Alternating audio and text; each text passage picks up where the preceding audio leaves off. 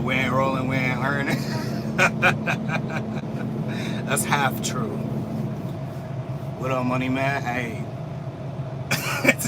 I'm just saying, bro. Like, he said I ain't even rolling, bro. How am I earning if I ain't rolling? Nah, can't lie. It's been a pretty lax couple of days, and the load that I'm on got pushed out, so can't even deliver right now.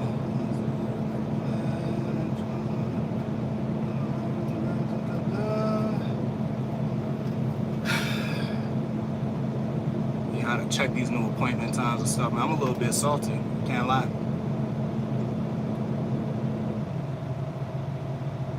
Okay. Let's see.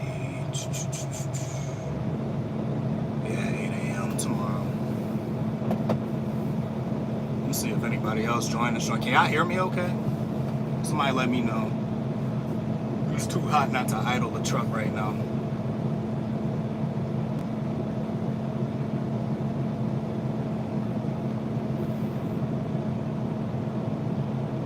Tell me why Schneider was like, you can't wear your headset on Schneider. I've always heard that they were pretty strict about, like being on the phone and whatnot. Like, they don't even want you using your headset when you're on the road. I don't know how true it is, but somebody told me that if you're driving and they call you, you gotta pull over and then call back, but you can't. Like, they don't want you talking on the phone at any degree while you operate their equipment, which I find to be absurd. My dispatcher calls me all the time while I'm driving, and it's no issue whatsoever. So she actually just did earlier, and the only reason I didn't answer was because I was going through a weigh station at the time. So I'm like, yeah, let me not. But my homeboy back there, I think he's sleeping. He ended up calling to get the information that she was trying to give us. So, but I'm a bit salty because I was in Denver yesterday, and we had to get moving out of there to come down to where I'm at now. I can't say exactly where I'm at, but with the appointment getting pushed out, I could have stayed where I was, chilling. They do company drivers worse. What they do to the company guys? Out of here. Take that out the dash.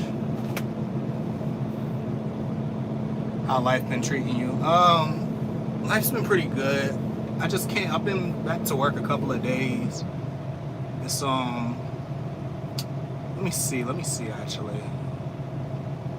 Yeah, I've been back at work a little over a week now. So I just took 2 weeks off. I'm getting back in the groove. It's been pretty lax, I had to say.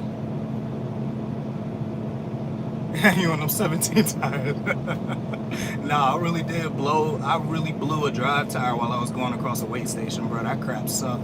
They didn't cite me, but they put me out of service until it got fixed, and the company still got CSA points from it, so. Oh well, shit happens, right? Good afternoon. Hey, what's poppin'? What is it? Wisconsin truck driver, enjoy the journey. That's a long name. English or Spanish? I speak English clearly. What's up, dog? What's poppin'? Super micromanage them. Yeah, I can't stand being micromanaged. My company sucks. I'm quitting last week, 1,200 miles. Ew, disgusting. Mission. I might listen to it. Where the lot lizards? You tell me. Do you transport people sometimes? Why would I? No, I move a lot of hazmat. This load I'm on now isn't hazmat, but predominantly hazmat. But anyway, yeah, things have been pretty lax. This weekend was kind of a disaster because I was given some bad instructions and there was a little bit of miscommunication and ugh.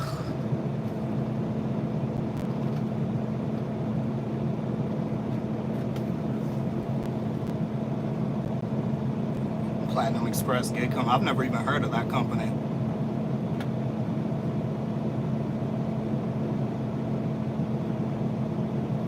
Never heard of it. Never heard of it.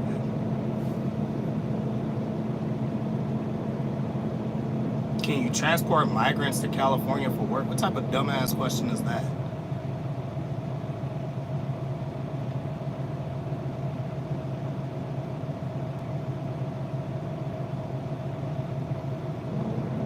Still building a relationship with dispatch, it will get better. Yeah, usually will. How many people seen that?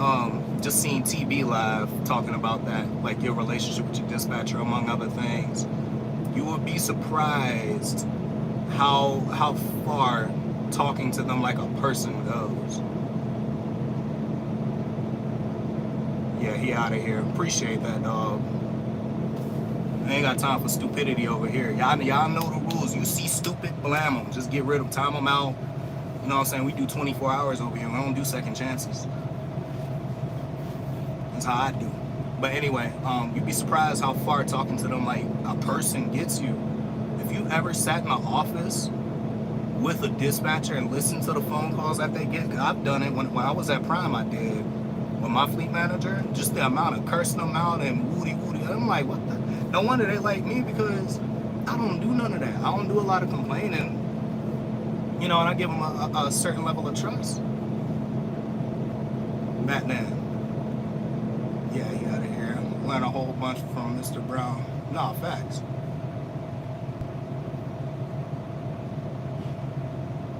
What's up, homie? Hey, what's poppin'? Changing your channel name. Ugh. Fucking idiots, man.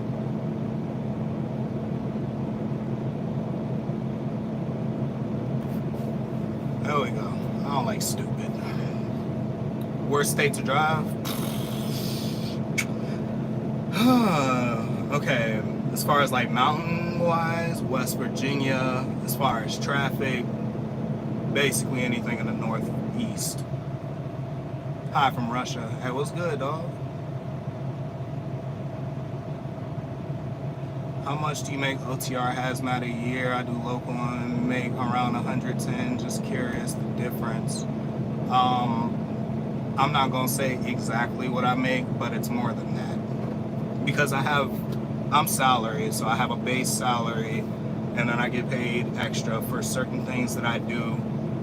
You know, I'm not gonna go too into detail about that because I probably shouldn't, but with the bonuses and all that stuff, and plus I get a cumulative bonus based on the miles that the truck does, it adds up to a lot. I'll just say the bills are paid. That's about the best I could put it. You know, it's alright. Downtown New York. Yeah, it took me 3 hours to get through New York City once. Going through the Bronx, ugh, disgusting. What did that say that was wrong? He's trolling. I ain't in the mood for it today. Jersey. The Jersey Turnpike isn't bad. Most of the time. It's like once you get closer to New York City, it's pretty trash. Is it the USA or America? Both. I run US and Canada. And actually, yeah, I run US and Canada. With your experience, you're able to get high value loads. I basically exclusively run high value loads. High value electronics, explosives, a lot of hazmat, poison, stuff like that.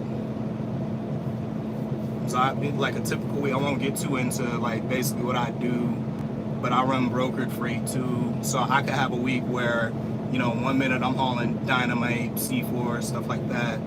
And then the next load I could be hauling, I don't know,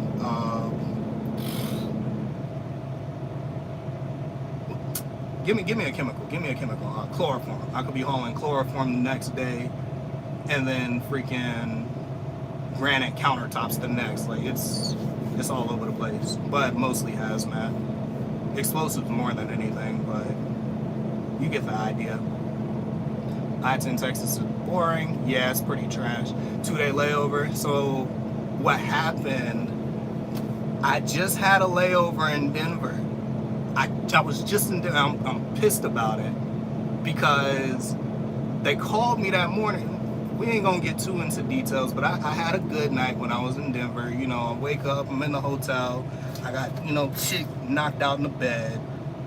I step outside to get some fresh air. She knocked the fuck out. Whatever. Dispatch calls me. Yo, Suburban is just coming in. Charge in connection with this. Was able to grab her gun up. Mixed reactions from Williams fan. Nope. I don't know what that was. But anyway, dispatch calls and says, hey, yo, can you grab this load or whatever and move down here? And it's the same load that I had just dropped because they couldn't find somebody else to do it. So we drive over here and then they push it out further. So now I'm sitting here, can't do nothing until it drops. So I'm stuck here. Which, you know, I don't care, I get paid regardless, but we're sitting. I could have left me where I was chilling. Damn. It's cool though. I'll be back. Catch up on the. If you're inside US, I'm in the US. I'm just scrolling. What's the live about? I just came in, tapping with my people. I know I ain't putting out content like I was before. Not that I was ever so consistent, but I'm more limited on what I can put out and talk about and stuff like that these days. So just go live from time to time and then basically let y'all know I ain't forget about y'all. What's up, young brother? Hey, what's poppin', dog? Oh, you got the poison? Let me make a list of who I need a delivery to. I can't play around like that, dog. How many days are you home? A year. So I can take off what I can take off a year adds up to about 12 weeks. So I mean 12 times 7, what's that? 84 days. What's up, buddy? What's poppin'? Them hazmat accidents are catastrophic. As far as I'm concerned, dead is dead. So I could die in an explosion, I could die in a rollover, I could get shot in the head for all I care. No matter how it happened, when it's my time to go, it's my time to go. I'm not worried about none of that. Them should pay you double. They pay me quite a bit. So I'm satisfied with what I get paid for the time being. The Atlas has lost his mind, I'm sure. He's out cold, dog. He's gonna when he wake up, this motherfucker, he could sleep through a freaking invasion. When he wake up, he gonna wonder why we sitting here. So you ain't worried. No chill zone. That dispatcher shut that down. Nah, cause my fleet, she cool as hell. So I'm not mad at her. It's load planners and you know, stuff happens. So the plan was get here ASAP. But the receiver isn't too happy because the load got messed up and it's actually running late, but it's not running late due to anything I did. I followed the directions I was given. And so they're mad, now they're retaliating, whatever, and I just got caught in the crosshair. Either way, I get a salary. They don't have to pay me regardless, so I'm paid to follow directions, not care about feelings. I had my CDL last year, but haven't used it. Do I have to drug test to keep it? Any company you go to is going to drug test you. Now, whether it's urine or hair, it's up to the company. I couldn't tell you. What you think of them Cybertrucks? They're ugly as hell. They're ugly, but they're unique. Like, I could see the appeal, but I personally wouldn't buy one. I'm more into, like, you know, the Volkswagen group, aside from Lamborghini. So I'm more Audi, Porsche, Bentley, that kind of thing. Shit, Bugatti. That's my type of speed. Tesla doesn't impress me. I miss driving in the 90s with my brother. A lot less rules, regulations. So I've heard.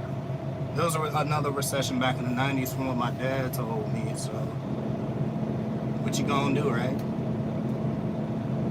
You better not be dying. That's a violation.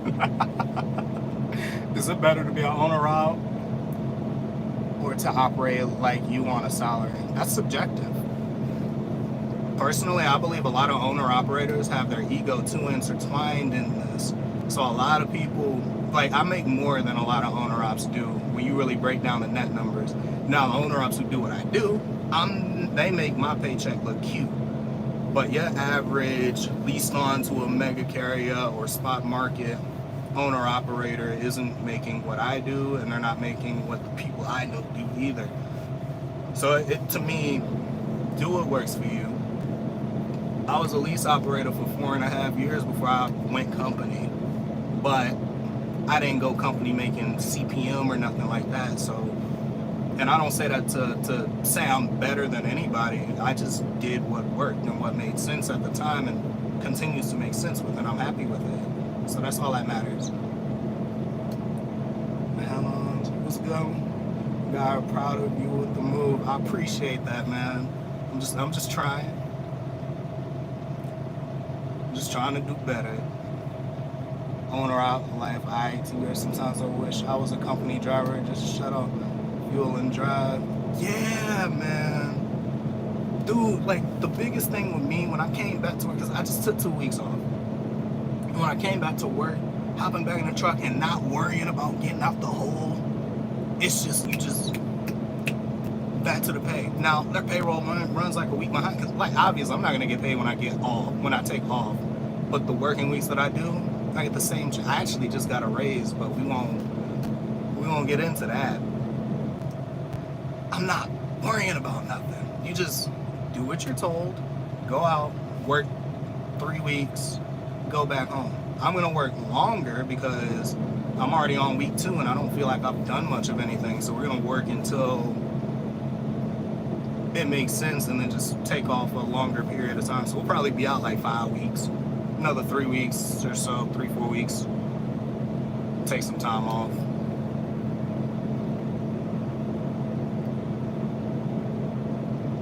You better be a great business mind to survive as an owner. Not only that, you have to be willing to pivot, because company drivers are suffering too. So you have to be adaptable. You have to be willing and able to do things that other people aren't. Like when I came here, my original plan was to go flatbed. Turns out I got to do a little bit of time before I can make that transition, and then there's still certain things that I need, certain certain certifications that I need to even be able to go into that realm of things. So I'm slowly building up. I need one more, but it may or may not take a few months for that to even fall into place. But for now, I'm happy with what I'm getting anyway. So it's cool. Certain number and then bounce from here, going company. Nothing wrong with that.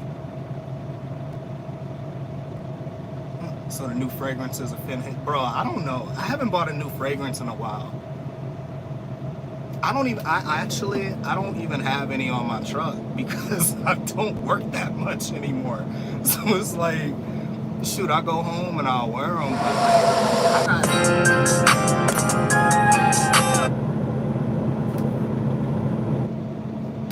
that's what that is. I got about, and not to flex, but I got like $13,000 worth of fragrances sitting in my bathroom. It's like, should I buy more? Or should I actually just use this stuff? Because I'm already spoiled for choice.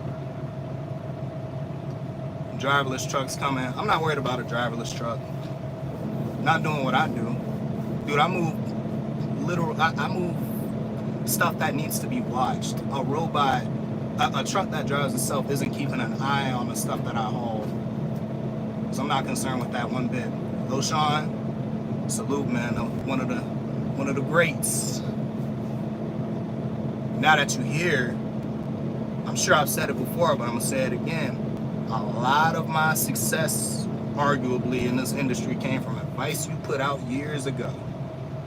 So I gotta thank you for that. You know what I'm saying? If it wasn't for people like Low or TB or shoot, Married to the Miles was in here earlier, I would not be where I am today. So you gotta give flowers where they do. What you haul, you pulling flatbed or reefer? So I'm flexible. I haul dry-vans mostly, but I haul flatbeds under certain circumstances, Conestogas and tankers. So I'm all over the place. But mostly dry vans. We move a lot of interesting things, I'll just put it like that.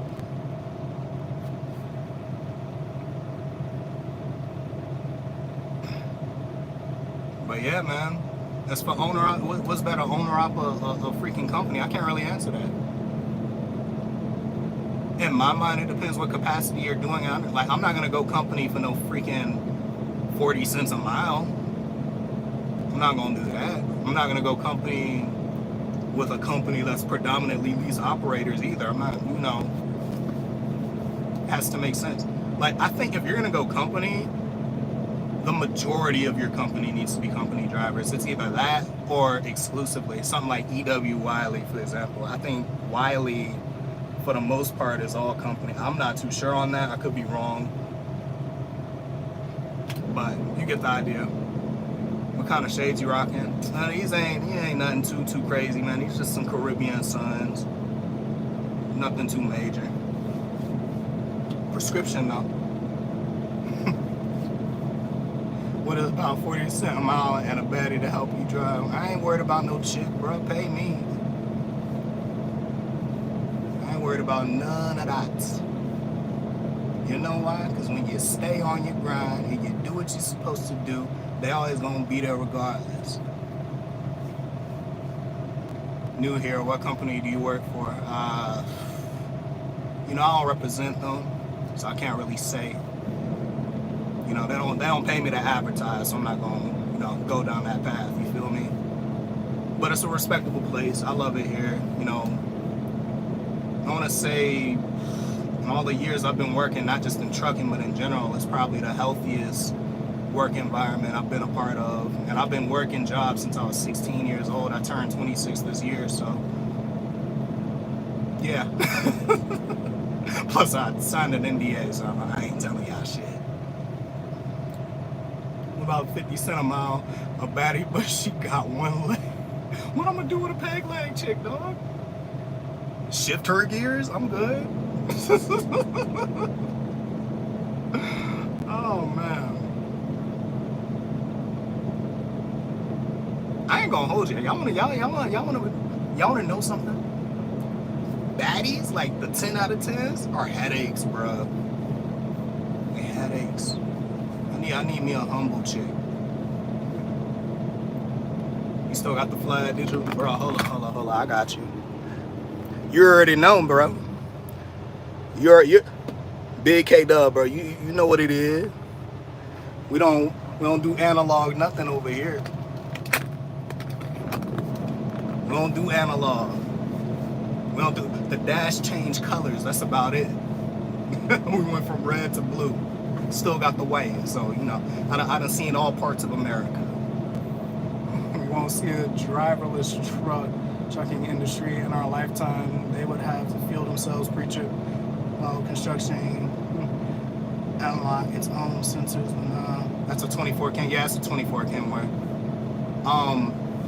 No, I don't believe we'll see driverless truck. Not fully.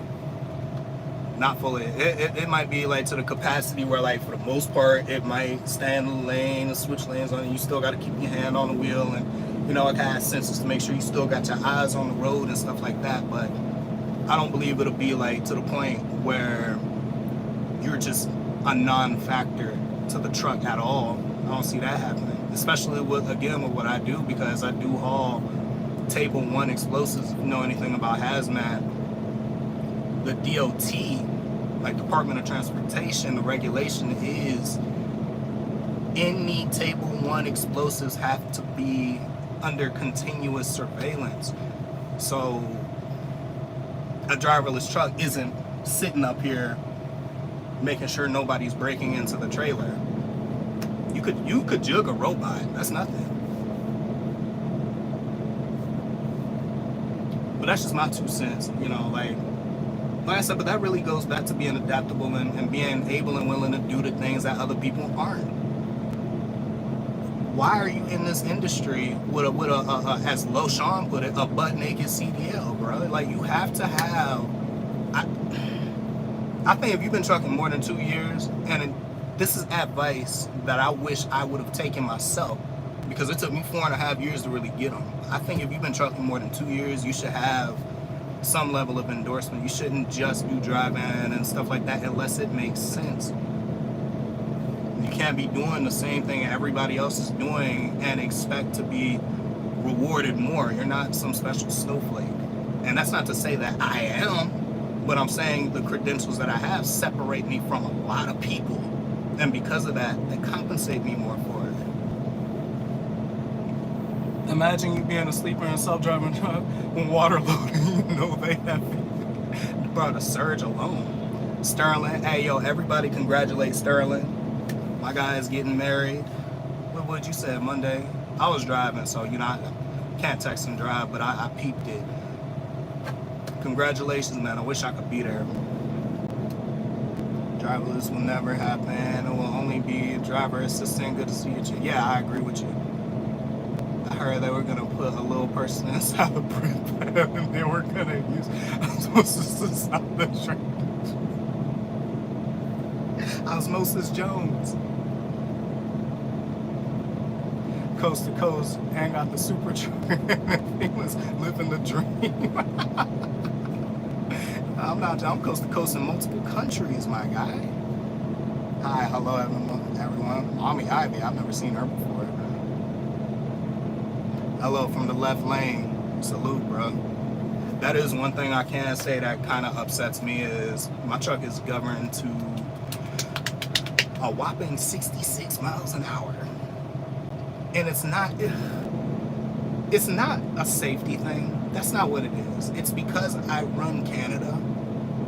And if you know anything about running in Canada, speed limiters are kind of mandatory in a lot of places. I don't know if it's the whole country or what, but the last time I was there, as soon as you cross the border, there's a big old sign that says trucks, speed limiters required. And you have to be limited to 105 kilometers an hour, which is 65. So I'm a little bit over that, but you know, you can't have it all. It's okay though. Large car W900 here. That's what's up, dog. I'll take a W9 over a 389 or 589 for that matter.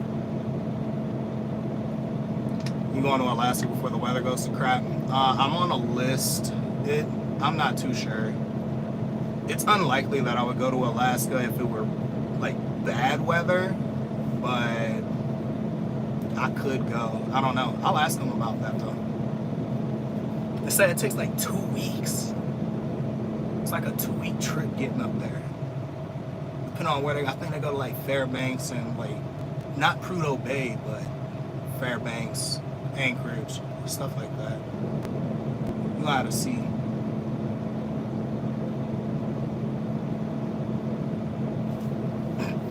Thing is, the technology with the newer tractors and the collision mitigation system, it's almost like the tractor is driving itself. Yeah, I see where you're coming from with that one. It's clock management. No, TB is 100% correct about that. Dog, the way you manage your clock or your time is the difference between, you know, making 50 grand a year and 100. And I don't ask me how I know.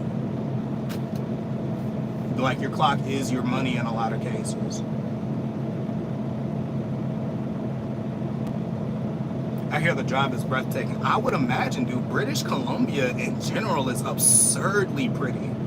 Like, I went up, that was my first time going up there a few weeks ago. I shed a tear. I'm not gonna hold you. I couldn't believe what I was looking at. And it's been a long time since I felt that oh, this is new sensation. You will see things that you would have a hard time forgetting. Like, you can't unsee what you see. So I can imagine going through the Yukon and all that, because you're really trailing like all of the Rockies and, you know, the Cascades and all that. I would imagine. It says it's incredible. Yeah, man. I work somewhere where I can go up there, so I'm hoping that I end up going up there for real. Hopefully while the weather's good or hot, relative like summer, springtime, stuff like that. I'm not trying to go in the winter for real if I can help it, because this truck, they would have to put me in another truck. This truck isn't spec for that. It's definitely not. This truck is spec for, I won't get too into it, but it's spec for security, essentially, not insulation. Time is money in trucking industry. You run out of your clock working on recaps and don't know what you're doing. You can't continue. Then a 34 reset. Yeah, and in the grand scheme of things, yes, that's true. I just had to take a 34 because we both ran out of hours, but we spent a lot of time on duty. So it's not by choice. It's just the nature of what we do.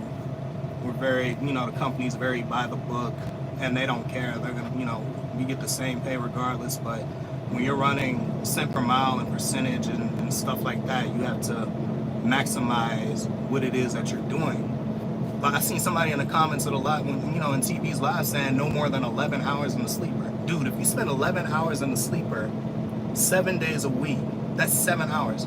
That's 28 hours a month that you're giving up. What you mean 11? You could say 10 and a half. Okay, cut that number in half. That's what, 14 hours extra? So 14 to 28 hours extra of money that I'm making that you're not, because you're going to sit there for 11 hours senselessly. Now, sometimes you don't have a choice, but you do your chilling in the area that you need to be in. So if you got a logo on the Salt Lake City from freaking, I don't know, Northeast Maryland, even if it does have time on it, why are you screwing off in Grand Island, Nebraska? You need to go and get over there to Salt Lake. You might be able to drop early, you might not. But even if you don't and you have a layover for 2 days like me, you're in a dope city. Who's complaining about being stuck in Salt Lake? I heard the process to get over the border Canada is hell. No, it's not hard at all. The Canadians are usually pretty nice. It's the US that's a pain in the ass. The US, see, the way I would describe it, depending on what border you cross, because the French provinces, depending on which border, so like if you cross in Quebec, crossing in, say I-89 out of Vermont into Quebec, they're assholes. But it's because they think they're better than us and they hate Americans. But if you're crossing the Soyuz, BC, which I've crossed that border, they're incredibly nice. If you cross into Windsor, Ontario, they're pretty chill. But coming back through Windsor into Detroit, different story. The difference between most border crossings in Canada, I almost said Canada, in Canada versus coming into the US is when you go into Canada, a lot of the time, they want to know what you're up to. You come back into the US, they're trying to catch you doing something. So you have to be sharp with it. You can't be saying all it, like when they're asking questions, you can't be like, no, you better have answers, and you better be direct, and you better be concise and quick with it. And they still might search you. I've been searched before, but I've only ever been searched in Detroit. So, my bad, Somali student. My bad, more power to him, man. Dude, I gotta, like, I got no real beef with Prime.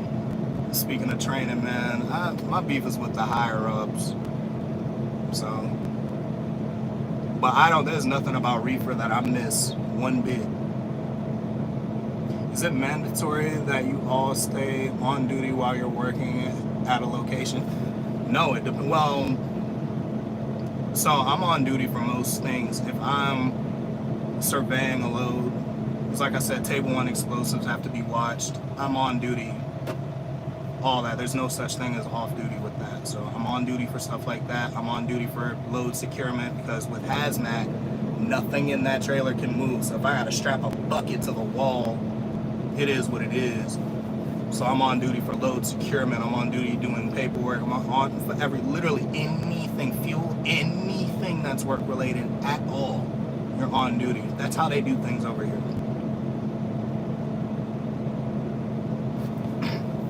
Life an hour and salary weekly. Yeah, I'm enjoying it. Are you teaming or are you training? I team. Me and one of my best friends team over here. So, dog, I'd never be a trainer again, dude. I did two and a half years as a trainer and about went insane. And it wasn't even entirely the training, it's life. I had a lot of things outside of work that were going on that, it's taking a toll on me. And then you add the stupidity of this dude and the expense of it. I blew a gasket. I'll never do that shit again. it's nice being able to sleep knowing I can trust him, even if you had, we're hauling a literal bomb. I don't care. Grand Island, Boston turned into a shithole. It used to be a gem of Nebraska. Yeah, too many people found out about it. Smuggle us some Canadian maple syrup and stuff for some mix. Dude, the food in Canada is so clean. Like it feels good to eat.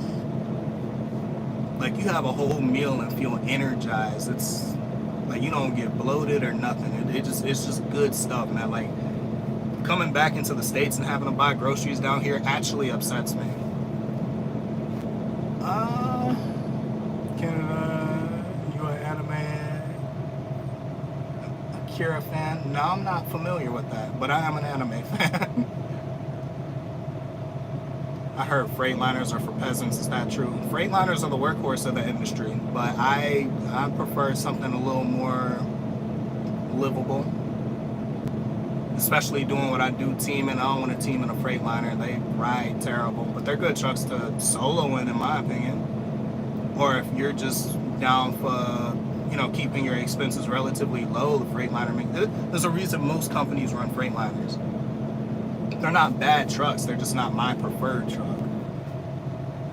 I went to Canada last year and the Detroit toll while I was on tour. Did you cross in, you said Detroit, so you crossed Ambassador Bridge. International's my first truck. I had a 2020 LT. It was the first truck I ever had. Loved it to death, but as soon as I ordered that last Peterbilt that I had, it broke down every 2 weeks. It's like it knew. It's like a jealous ex. Like, oh, so you just gonna leave me? You just gonna leave me for something shiny and new? Made my life hell.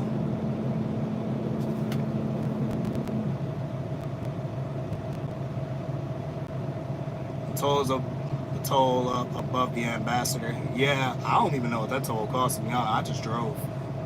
Never really cared.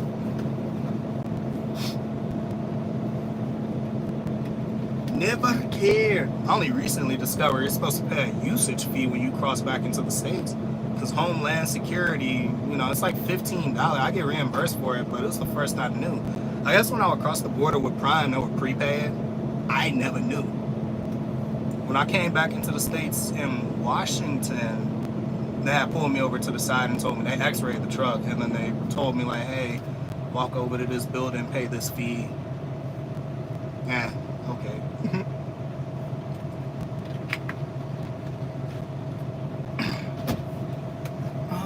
Freightliner ride horrible. I was on 70 yesterday and my man microwave fell because of how bad the holes were. No, yeah, we just came across I-70 last night. He drove across from Denver, across Utah and all that.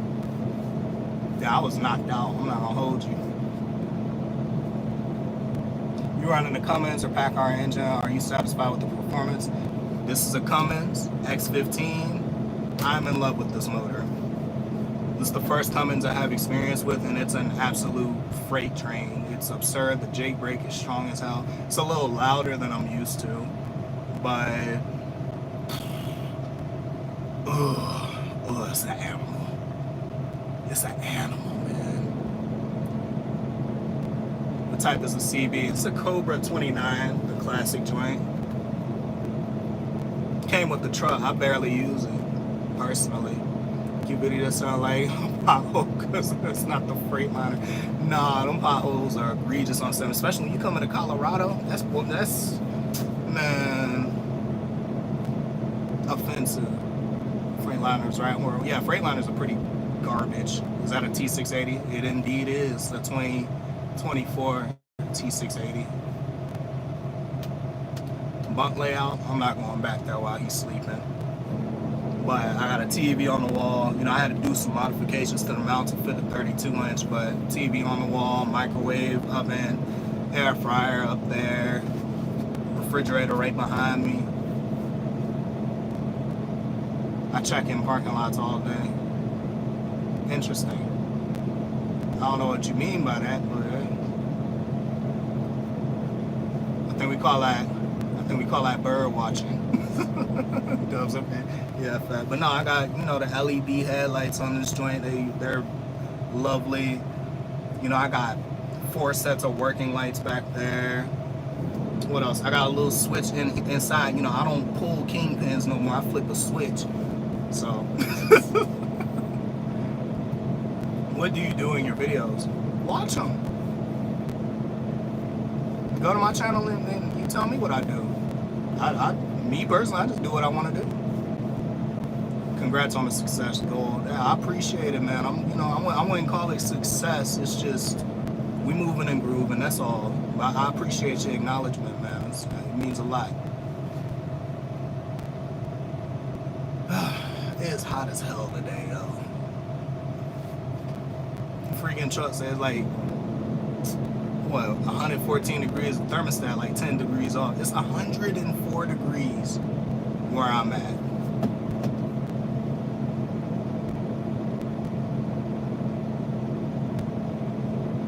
No, I've never driven an ungoverned truck. I wish. I wish this one could at least go 70, at least. But I'll take being able to cross border and get paid extra as opposed to driving faster. I'm not too worried about it.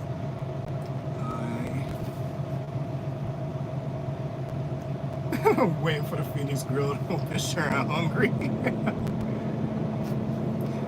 Car carrier is a parking lot. Oh, okay. Okay. Yeah, that car hauling crap seems stressful to me. Which, funny coming from someone who hauls freaking dynamite, but interesting stuff. Cupid almost fell out of my seat. Headed out of Denver. Yep, that'll do it. Let's go speed. I was doing vehicles that cut me off and let's lock the brakes. Yeah, man. 70 out anywhere near Denver is a great. I was just there. Stayed over there at the Renaissance, you know what I'm saying? Over there off of Quebec Street. We got a lovely view of the mountains and Planned Parenthood for some reason. But I seen a lot of women walking in and out of that building. We ain't gonna, hey, that's their business. But, sheesh. A lot of tweakers over there too, but it's a lovely hotel. It's my go-to. A lot of United pilots go over there too. Check in, working. What's poppin', Robert? Damage all day. Yeah, man. I don't know what it is, but them super ego guys be flying. One was doing 85 right by me. Yeah, them super ego cats can't be trusted. They can't be trusted. Your videos are fire. I appreciate that, man. I wish I could be a little more consistent with it, but with the moves that I've made, I've had to, how do I put this? I'm bound by a certain level of secrecy, so I can't really put out work-related stuff like I used to. But it's all good. I mean, it's for the better. I got plenty of content out there. Y'all free to watch it. I ain't gonna take nothing down, and hopefully it helps somebody do better or inspire somebody. Car haulers earn that money. No balance has to fall off the trailer. Yeah, me, I'll look down and be like, ugh, and get woozy. Y'all wanna know something? It's funny. I'm not afraid of heights. I'm afraid of not having control. And I just took 2 flights like 2 weeks ago. Because it was the last vlog that I was working on. I flew up to, an undisclosed location because my car was at the company that I work for. And I needed to get it home.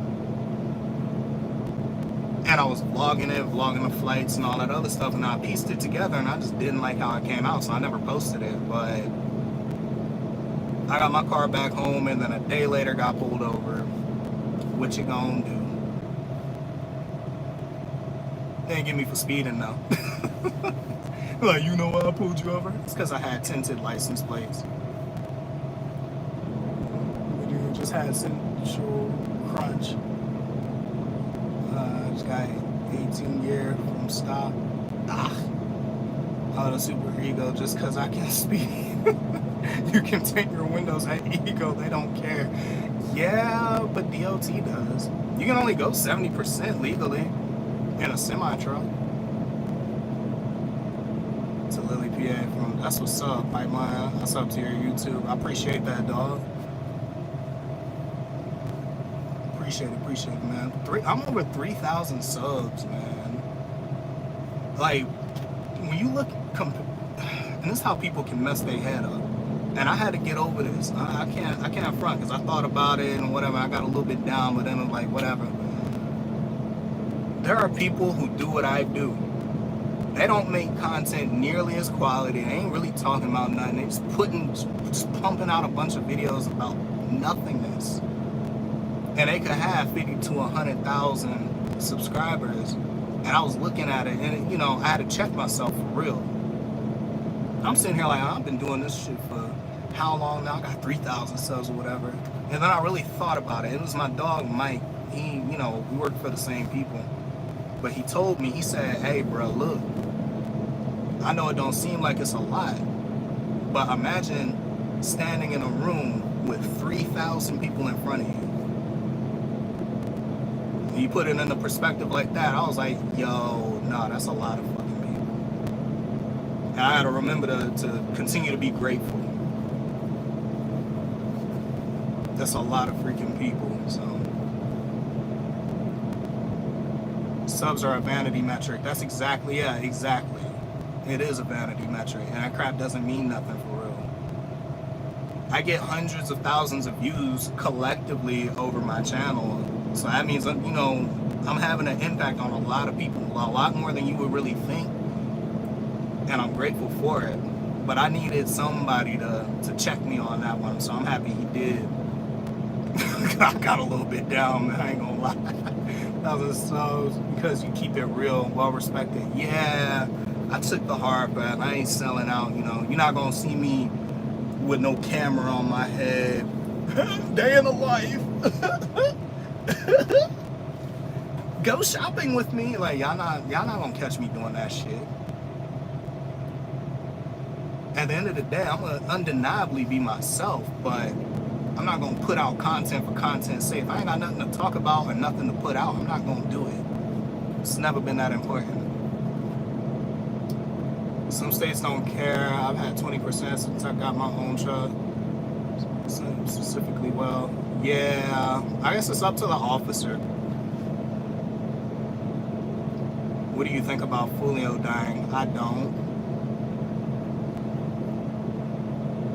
How long have you been trucking? I've been driving since 2020. So, I'm 4.5 years deep. I had my CDL January 26, 2020. That's when I started with Prime, so.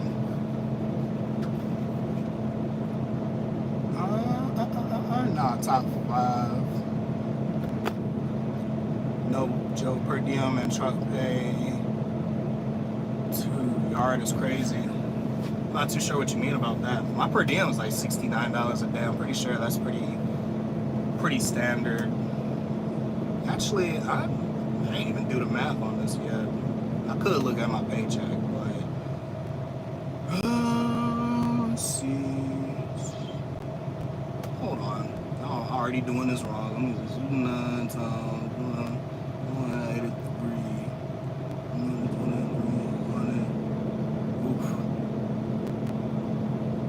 I'm not gonna say that number.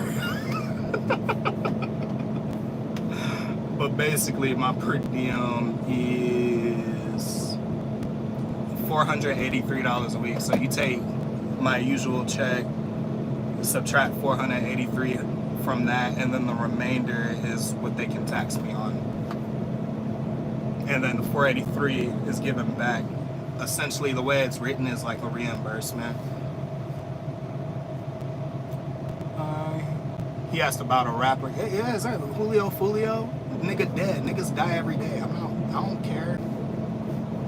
You're right, drive man. It's the bottom of the barrel. I want to go to Maverick and learn flatbed. Yeah. To be honest, I mean, I put more of an emphasis on the commodity that you haul more so than the division that you're in. Now, switching divisions is useful depending on what it is that you want to do. Like, you know, I don't know if anybody, Loshawn was in here, but he said he was going back step deck. Did you say RG? I don't know if he said RG, but I know he said step deck and stuff like that. But going flatbed is the pathway to RGN, heavy haul, stuff like that. I started in reefer, and I have no flatbed experience. The only thing that I could do to move forward in my position was to go hazmat. Now I could go the hazmat route and then add hazmat to the flatbed because the company had trained me to do flatbed. You know, and I could go that route and then move ahead that way if I wanted to. But arguably, if I would have started in flatbed from the beginning of my career, I would be in a better spot. I just didn't do that. Now I know, and I'm gonna tell you guys that, hey, be careful what it is. Don't just look at what's right in front of you. Look 2, 3, 4 years ahead at what you want to do. Because if you want to get into heavy haul someday, there's absolutely no reason you should be starting your career doing reefer. That's stupid. It's incredibly stupid. Yeah, you taking 2 steps forward, getting your CDL. Props. You're always going to be able to get a job if you take care of your license and don't do drugs. But if you're trying to go do RGN, but you're hauling a tanker, make that make sense. It doesn't.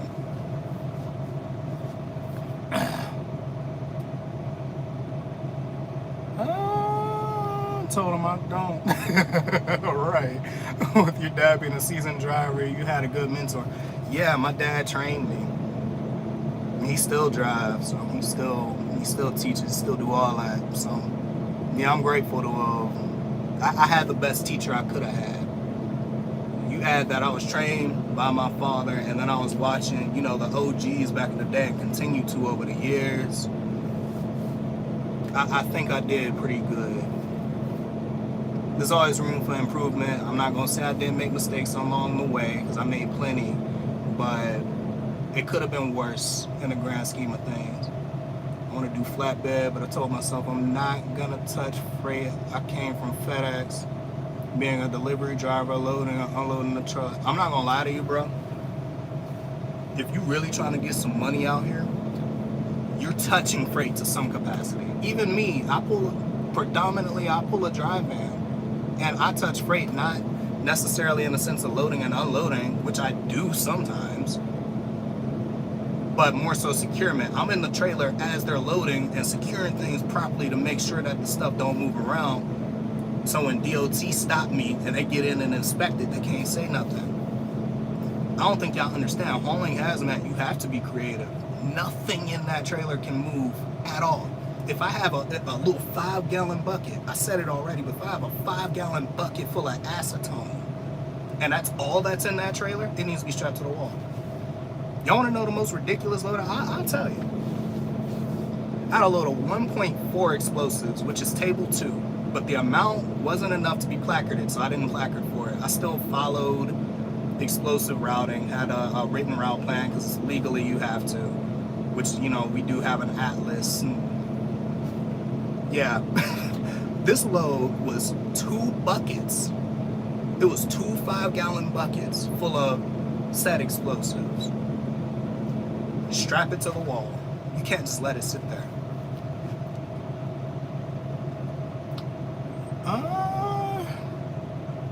Damn near messed up my truck. Yeah, that'll do it. That's right. Yeah. See, even Loshawn, he know what's up. He know what's up. I'm hoping I run into him OT. I was just in North Carolina recently, but I was in Wilmington. We came across, I was asleep, so I don't think he passed through Charlotte, but we ended up going to Birmingham, and then from there out to where I'm at now, but we've been on this load so long. Thought we were gonna drop it, asked us to pick it back up. It was a whole thing.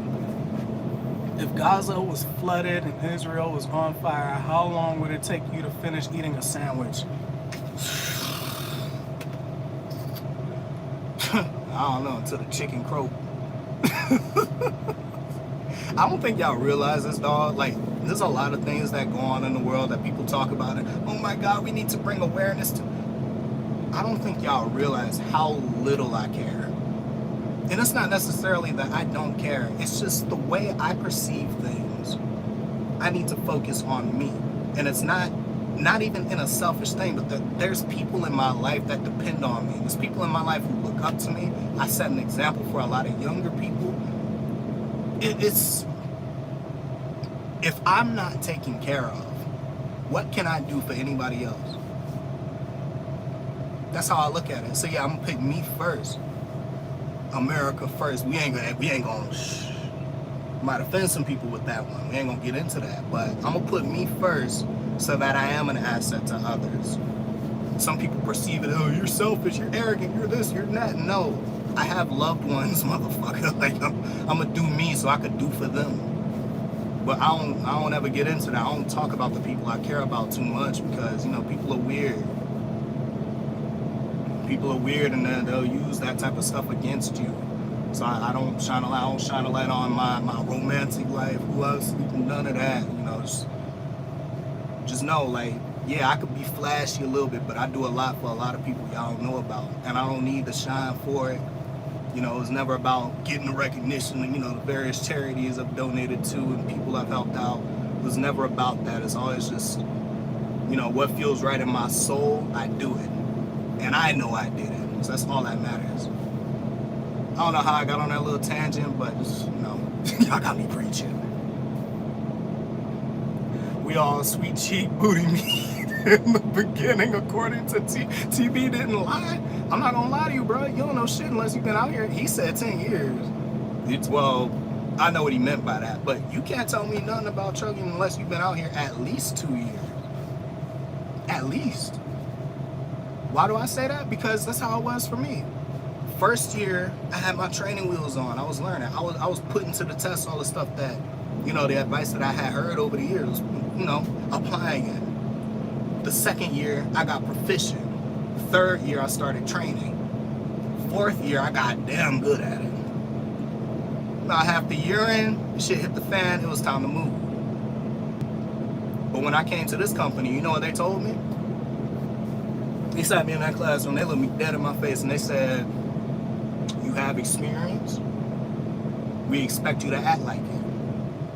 We not gonna hold your hand, we not doing none of that. You know how to manage your own clock, you know how to do this, just follow the rules, do what you're supposed to do, and we can just talk shit and get money. That's their exact words. We here to talk shit and get money.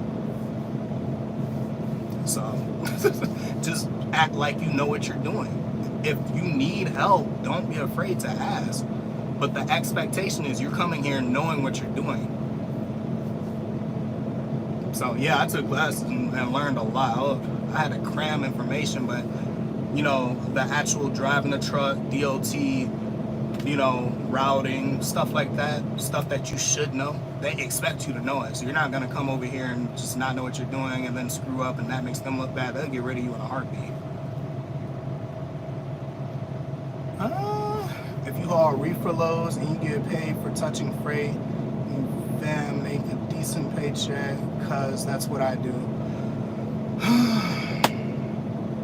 All I'll say is I make more than $2,000 a week. That's about the most I'm willing to tell y'all. It's more than two. It's not worth me an OT.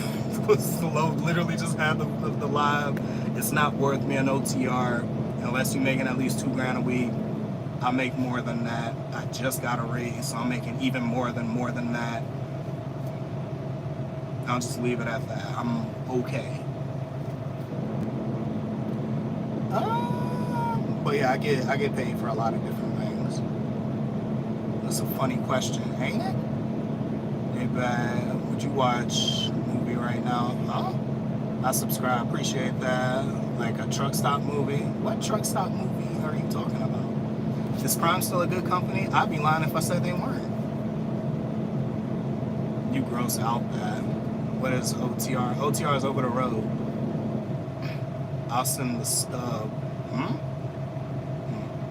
But no, Prime is a pretty decent company. I'm not gonna lie. It's a phenomenal place to get started. They'll house you, they'll feed you, they'll do all that. There's people who've been there 20, 30 years for some reason. I would never. But, you know, if you're gonna go over there and you wanna do 2-3 years and then move on, I'm not gonna fault you for that. It's where I started. I'd be lying if I said it wasn't a good deal.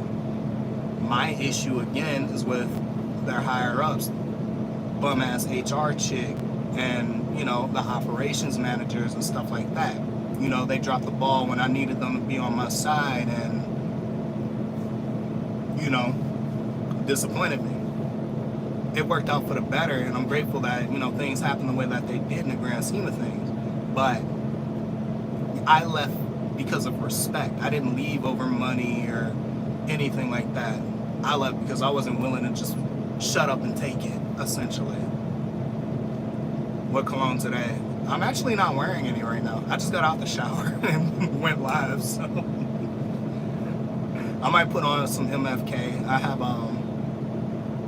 have Gentle Fluidity Silver by MFK, or Maison Francis Kirk John if you want the full name. So I might throw that on, but I'm not wearing anything as of now. This back there, he's sleeping, so it might seem like me talking to disturb him. He's not waking up. Phoenix is a loan shark. Send me the contract, bro. Hey, I'll break your kneecaps. You don't pay it back. Hey, bro, what's poppin', Justin? I'm hearing too many bad things about Prime. It's, how do I put this? Negativity is always going to be favored in the algorithm, okay? So yes, you're hearing a lot of bad things about Prime, and the people who are speaking good about them do come off as drinking the Kool-Aid or whatever, and I understand that too, because some of them are. The truth is this: I started there. Prime was great to me until they weren't. I didn't have issues with them until they got rid of my original fleet manager. And as soon as they inserted the new guy, and I didn't really have too many issues with him either, as far as like getting along, I didn't mind running the loads. He sent or not like that. We didn't argue or nothing. He, for the most part, had my back in ways that I needed him to, but he's newer. He's trying to make a name for himself. He's more easy to control. That's where I started to have problems, because that's when the loads started getting stupid and they started talking to me sideways, and then they give me this stupid fucking student, and now he's a fucking weirdo. I'm complaining about that. And if my original fleet manager was still there, he would have been off the truck. I'd probably still be there, to be completely honest with you. That's where they dropped the ball with me. Now, everyone complaining at Prime right now that you see not making money and all this stuff, all them niggas are reefer. I have friends there who are flatbed. I have friends there who are tanker. None of them are complaining. The people in reefer who are complaining about not getting paid just are not. Damn.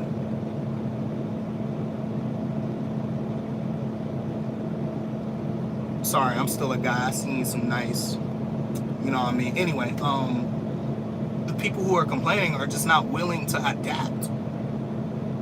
At what point is it your fault? You're not making money because you don't want to make money. It's not about them. Oh, they don't have any freight. It's a capacity issue. It's too many niggas doing the same thing. I guarantee you, if most of them cats switch divisions, it wouldn't be a problem. They probably have a surplus in freight in other divisions. You don't know that. But they're not willing to try. They'd rather quit and go to Swift and think that this is going to change everything. It's not the company that's the issue. It's a capacity issue. And unless you're willing to make that change, if you're not willing to go from reefer and learn flatbed or learn tanker or whatever, and you just want to stay in one place and think that they should cater to you because you're just this special snowflake, you're setting yourself up for failure. The second it didn't work out for me, I left. I was making money, but again, I left because of respect. I didn't care about the bread. You're not gonna do me like that and think I'm gonna just be okay with it. And then they call me and try to get me to come back. Ain't that some shit?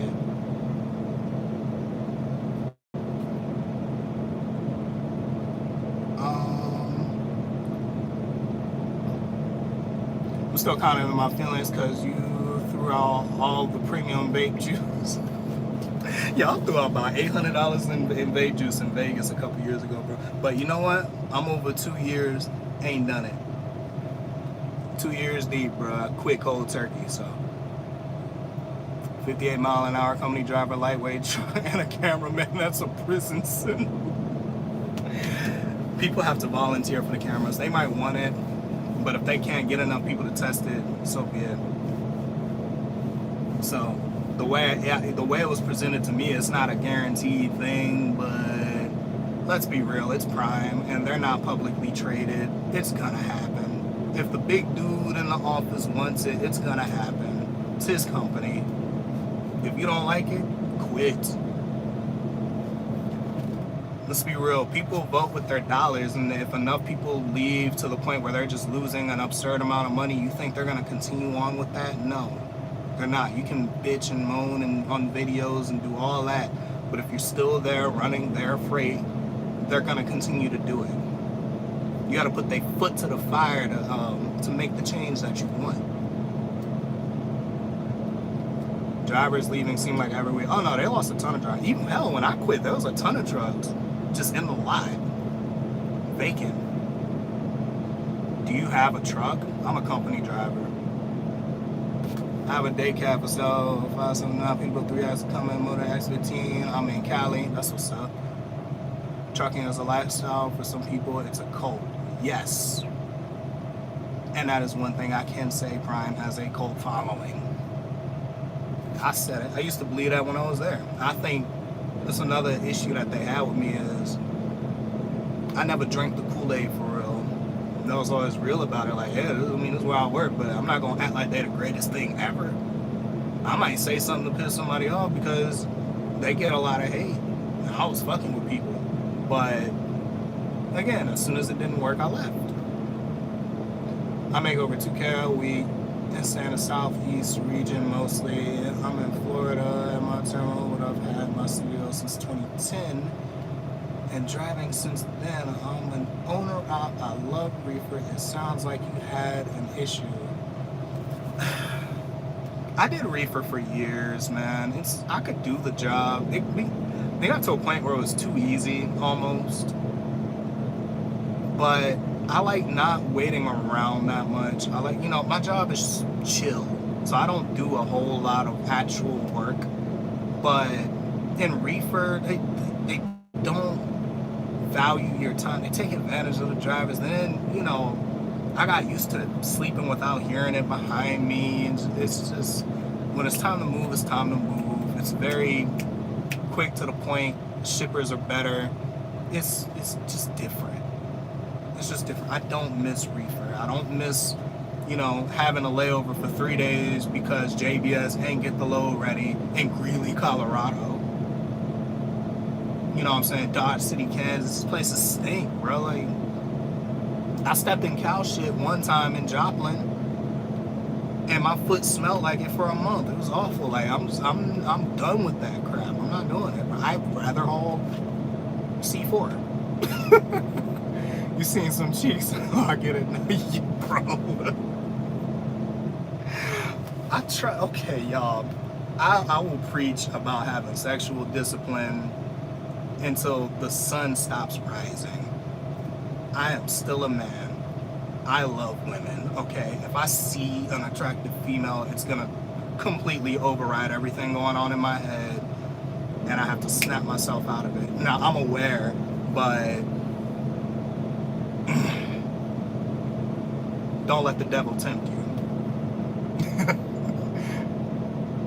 2,000 a week is nothing as an owner-operator. Okay, but if he's happy with what he's getting, is it really nothing? I'm taking 7K a week hauling tomatoes here locally in Northern California. Yeah, but the cost of living where he lives relative to you is probably different. Would you drive a Stern van? Pay me enough and I will. Money is nothing without respect. Yeah, money don't make a man, dude. Man makes money. Making $2 grand or $7 grand don't make you nothing. Look, I'm gonna put it to you like this, and Sterling you know what? He'll probably agree with this actually. Money is an amplifier. If you are a piece of shit when you're broke, you're gonna be a bigger piece of shit with bread. Okay, but if you're a kind soul, if you're a generous human being, if you're a giving person, a loving person, somebody that people respect and adore, and then you get some money, you're just gonna get more of that. Now, either way it goes, it's gonna come with some level of hate, but let's be real, haters are fans for real. They're your biggest supporters. But that's just my 2 cents on that. But it's no, like, people, for some reason, there are people in my life who think I'm rich, and I'm not. It's just, I work hard, and I don't like to think. I don't like to think too much about the things that I want to do, or the things that the people in my life need, or the things that I need. You know, it's just like, oh, I need to go get my car. I didn't think about jumping on a flight. I just did it. Can you give me some tips on how I could do YouTube? I'm probably not the best person to ask about it because I suck at the shit. I don't take YouTube seriously enough to give you that advice. I had a young man, you saw that, and made the appropriate move that suited you, and it's no looking back. Yeah, you gotta make your next move your best move. There's no sense in making lateral moves. That's what a lot of people tend to do. You're not gonna go from mega carrier to mega carrier and expect that big of a difference. You might make some short-term gains. You know, like the people, I've seen plenty of people going from Prime to Swift. You might make some short-term gains doing that, but the complaints are gonna pile up. At the end of the day, it's a lot of shitty people doing shitty shit. They're gonna complain eventually. I agree with you with much hatred. If y'all didn't know this, me and Sterling are mortal enemies. Oh shit. Y'all go sub to his channel, man. He cool people though. Like, big, much love to this man. But yeah, no, money really is an amplifier. So me personally, the thing, how I started making money, because like a lot of people seem to think that trucking is how I just make my money. It's how I make the bulk of it, but I do other things that I don't talk about. Not mortal enemies. Oh no, we duel at dawn practically on a daily basis. But when I stop thinking about how to make the money, I gotta take the shades off for this one. You wanna get some money? Stop thinking about how you can make some money and start thinking about how you can add value to the society around you. That's how you get some money. You're not gonna get money because, oh, I'm gonna take this job and this company pays this and that or whatever. Okay, but what does this company do? What does this company do? Now, I'm not gonna go too into detail about how what I haul and the places I go adds value to not just society in America, but Canada as well. But there's a lot that goes into it, and that's why I'm so well compensated. You could look at coders. There's a lot of people who, you know, write code for companies, and the salaries that they get from that, assuming they're not just a freelance coder, is absurd. You see people making $250,000 a year at a W-2 job. There's not a lot of people who can do that stuff, though. Give me an orange 24 Cascadia, fuel 99 cents a gallon, no matter what fuel price. You must work for Hirschbach. Sounds like Hirschbach. You sound like Fresh and Fit and Kevin Samuels with that, bro. It's the truth. I don't agree with everything. First off, I don't even watch them. But that's true. It's not about how much money you make. It's you're compensated for your contributions to the world around you. How can I be of service? That's how you get paid. Fresh and Fit is making a lot of money, not necessarily because there's truth in there's a lot of truth in what they say. There's a lot of bullshit too, but at the end of the day, it's entertainment. And people value entertainment more than a lot of other things. That's why they're so well compensated. Society values that bullshit. It's the same reason these OnlyFans models make millions of dollars, because people value porn. And I'm gonna just say it. They value that. And so you're compensated, they're compensated for their contribution. Do I agree with it? No, I think it's devious and disgusting. But it's the truth. Fresh and Fit is janky. They're full of shit in a lot of ways. I'm not gonna say I don't agree with some things that it's just like Andrew Tate. I agree with some things he and his brother say. I don't agree with everything. But that's me using discernment and choosing not to just hate because it's the popular thing to do. You know, you have to be willing to make that choice for yourself. not just let, you know, the popular opinion control what it is that you think. You formulate your own thoughts and opinions and move from there. But I'm gonna keep reiterating this. You're compensated for your contribution to the world around you.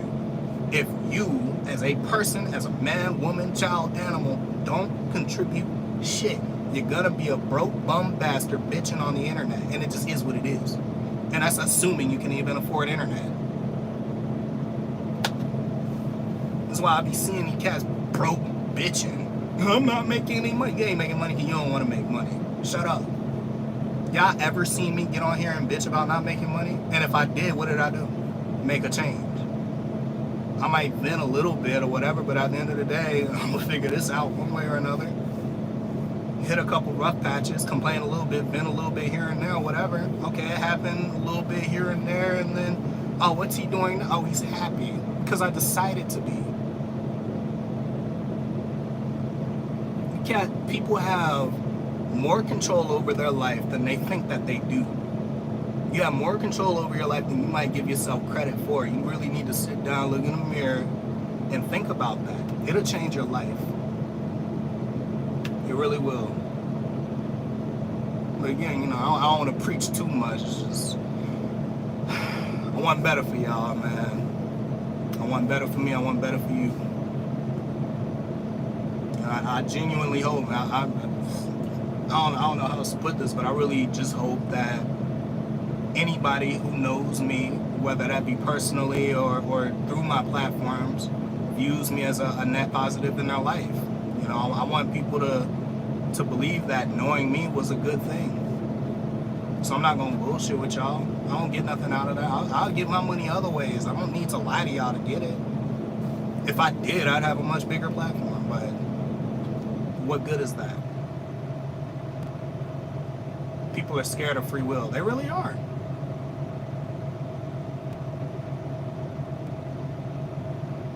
Did you do a tarot reading and come to this discerning conclusion?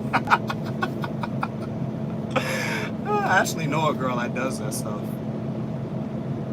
Hey, what's poppin' slime pack? But yeah, man. Take control, dog. It really is up to you. It is entirely up to you.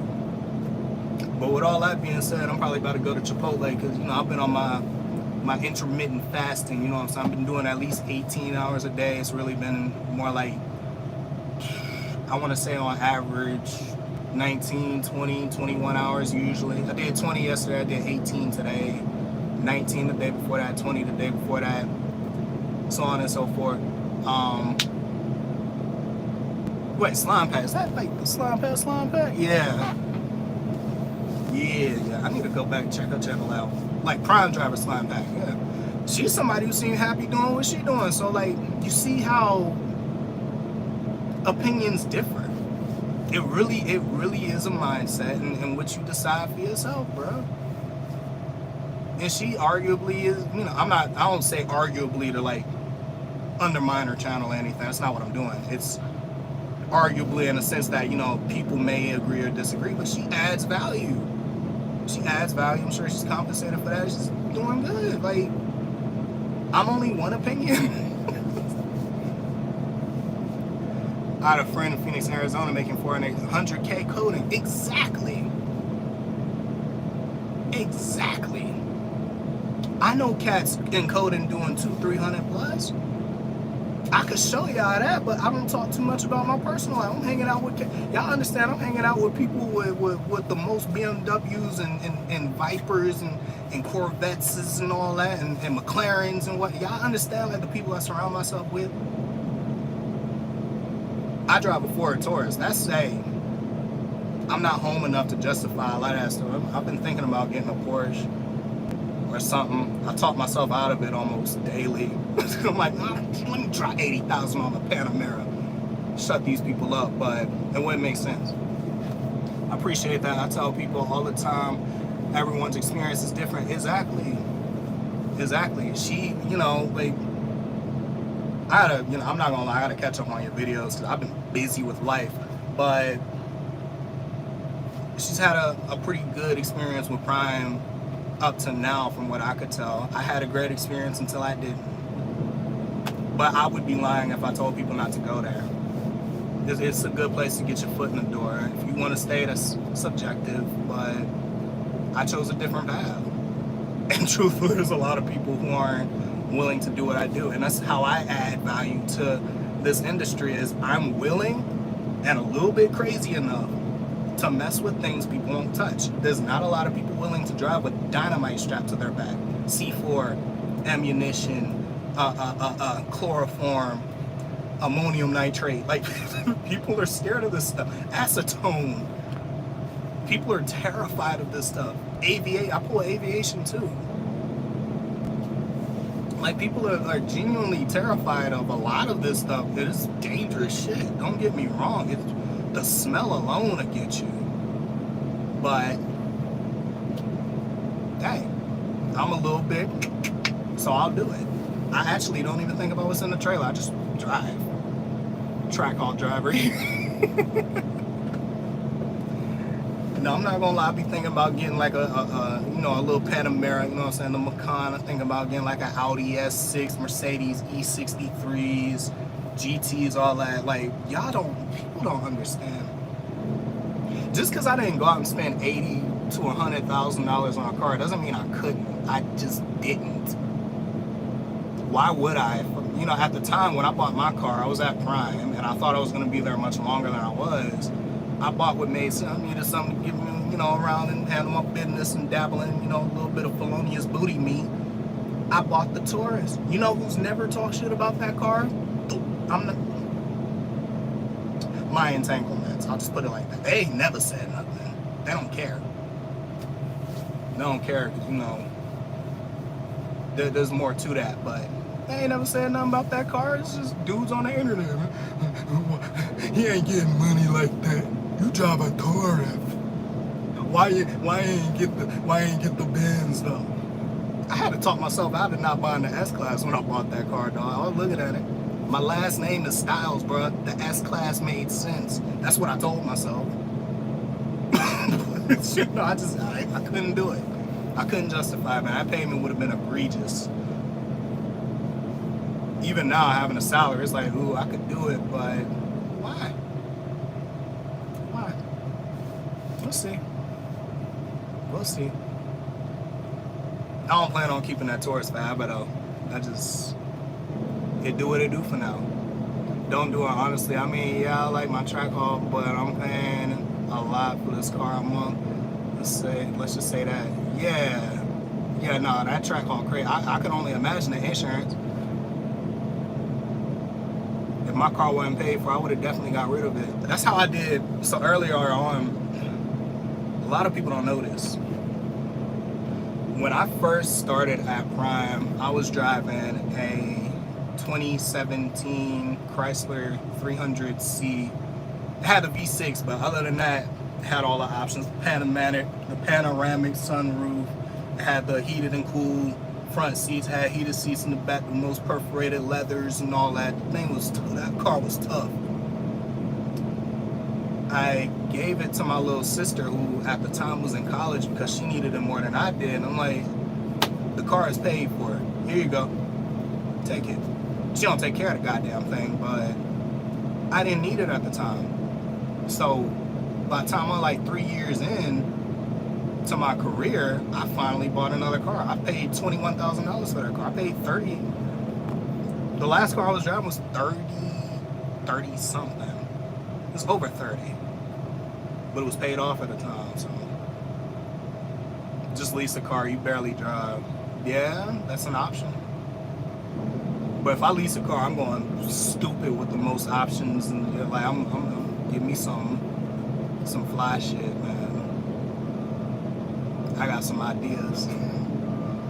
Y'all want to know what I really want? I want an Audi RS7 in Merlin purple. That's what I want. If you've ever seen Merlin purple, that's by far the most prestigious color Audi has ever made. Give me the Merlin purple, give me the red guts, give me the most all that. I'm gonna need all the intangibles, bro. I'm gonna need it all, but I need the car to basically talk to me when I walk up to it. Evening, sir. Like I'm gonna need all that. But really, like, if we gonna talk dream wise, I'm gonna need something. I'm gonna need something in a couple categories. You know, I take the humble F-150, but I'm gonna need a Bentley Bentayga with it, and I'm gonna need the Panamera, and I'm gonna need like a ooh, I'm gonna need a BMW M8 competition. I'm gonna need all that. The Audi's tough, right? Bro, and Merlin purple. It has to be purple. Audi e-tron, at least look it up. I'm gonna look into it, but I couldn't justify. Like I live kind of out there, kinda. I couldn't justify an electric car for real. Not in like I live in an apartment. The closest electric chargers near my house, they just put up like Tesla chargers by Target. G82, yeah, that like the Genesis G80, dog. Like, let me get the G80 Sport with the 3.3 turbo, twin turbo joint. You know what I'm saying? With the 3D dash and the big old goddamn 14-inch, you know, situation. Quad zone, goddamn AC, yeah, all that. Big Bloody Mary on the interior. I'm gonna need all that. All that. People sleep on Genesis. I'm not gonna hold you, bro. They're kind of high on my list because of the warranty. Like, yeah, it's just a fancy Hyundai. Okay, and a Bentley is a fancy Volkswagen. You know what a Lamborghini is? A fast Volkswagen. So is a Bugatti. A Rolls Royce is a BMW in a suit. All these cats own each other. Get out of here. Fucking Mercedes makes Freightliner semi-trucks. Well, Daimler, their parent company. It's all the same crap. Like, what? Where else you gonna get a 10-year, $100,000 mile warranty? Where they do that at? Like, come on now. I ain't faulting nobody driving one of them. Real estate is about to pop. Save your money. Hey, you ain't gotta tell me twice, dog. Real estate, hey, peaks and valleys. What goes up must come down. So, yeah, we hitting crashes and all that stuff. Stuff is about to go up. If you can hold on, hold on. You can hold on, man. Not to mention, y'all do realize there's more than one way to get into real estate. You don't have to buy houses and duplexes, apartments, and all that. We ain't gonna get too into it, but there's more than, you know, one way to skin a cat. What kind of truck you be driving, cuz? 2024 KW T680. Big Cummins. You know what it is.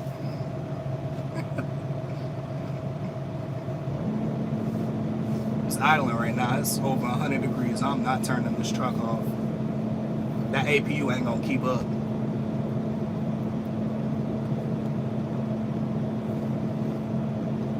Marquise.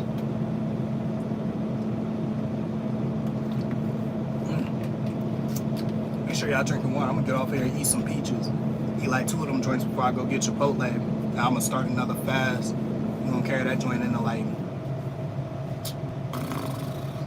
probably push 20 hours on that one. 20 hours, give or take. I had to get up like 5 in the morning. But anyway, that's enough for that. I'm gonna go on and get off of here because I'm starting to get a little bit hungry. And my time is running out. I gotta eat before it hits 6 hours. So I'm gonna go on and take care of that. Appreciate all of y'all for stopping in and listening to me ramble on because y'all enjoy it for some reason. No, for real, all of y'all stay safe. Think about what I said. It's really up to you. You got 10K, what do you spend it on? Ooh, like 10,000 to spend? Oh man. Ooh. Damn, that's a good question. I've been doing a lot of different things lately. Well, I would take 10 grand. I would probably take 10 grand and I'm either gonna put that into some form of crypto, or I'm gonna put it into, I don't know what the title for it would be, but that's something you could do where essentially like you could tip people off on like houses that's on the market, and you know, people put bets in and bids in and all that stuff, and if it pays out, you get a big payout on it. You know, I don't know what the title for that would be called. I gotta look into it, but I'll probably be putting money into something like that. Something like that. Something that'll hold value. It's either that or, you know, I got a little bit of debt I gotta pay. I'll be paying that shit before I'm worried about most of that stuff anyway. So we're this close to being out of debt. So I built up some debt in the last few months, like half year I was with Prime, you know, stuff was rough, students costing money and stuff like that, so shit, I still owe like a good $12,000. You know, I'll probably throw it at that realistically. Hedge fund, yeah, throw it at a hedge fund. I'm risky though, like I'll throw it into like a higher risk one. Like hedge fund, I agree. I gotta look into that too. I need to start doing that. My IRA, I need to max out my IRA this year too, now that I know what I'm making. So, ooh, that's beautiful. This purple Peterbilt just parked over there. Shoo! I don't want to flip the camera because I can't afford people knowing where I'm at right now, but the thing is gorgeous. But anyway, I'm gonna hop off of here. So appreciate y'all for stopping in. I'll probably do this again whenever I have more time. So yeah, be happy, stay blessed. Y'all know the spill. And stay out of trouble. Get some endorsements.